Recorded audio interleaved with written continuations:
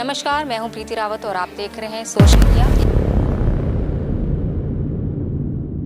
इस वक्त मैं आई हूं ग्रेटर नोएडा के बिसरख गांव, जिसे रावण की जन्मस्थली भी कहा जाता है। यहाँ पर आज तक रावण का बुलाया गया है और ना ही यहाँ पर रामलीला की जाती है। इसी सब विषय पर हम यहाँ के पंडित जी से जुड़ेंगे, यहाँ के जो रहने वाले लोग हैं वो जुड़ेंगे, उनकी रावण को लेकर क्या सोच है, उन सब चीज़ों के बारे में आज बातचीत करेंगे सोशल मीडिया में। पंडित जी, ये जो शिवलिंग है, कहा जाता है रावण के पूर्वज उन्होंने पूजा करी थी।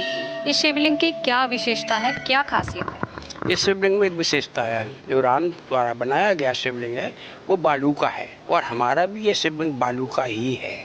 अगर आप ध्यान से देखेंगे ये पत्थर नहीं है। ऐसे शिवलिंग भारत में 2-3 जगह पाए जाते हैं। हमारे यहाँ है, महाकालेश्वर में है या फिर सेतुबंध में है। महाकालेश्वर का भी शिवलिंग बालू का ही है, लेकिन वहाँ भीड़ अधिक होती है, जल अधिक चढ़ता है, पत्थर कट जाएगा, इसलिए उसके ऊपर कैप चढ़ाया हुआ है।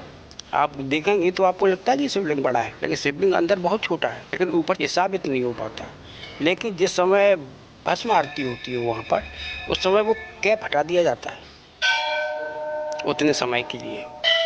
तो जितने भी हमारे ऐतिहासिक स्थान हैं वहाँ पर जो शिवलिंग है या कोई अन्य मूर्तियाँ हैं वो बालू द्वारा निर्मित हैं।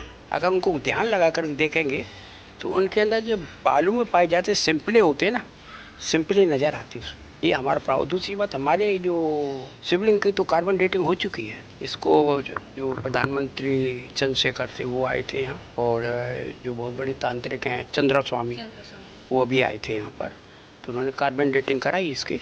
तो वो बताया कि तो करोड़ों वर्ष पुराना है।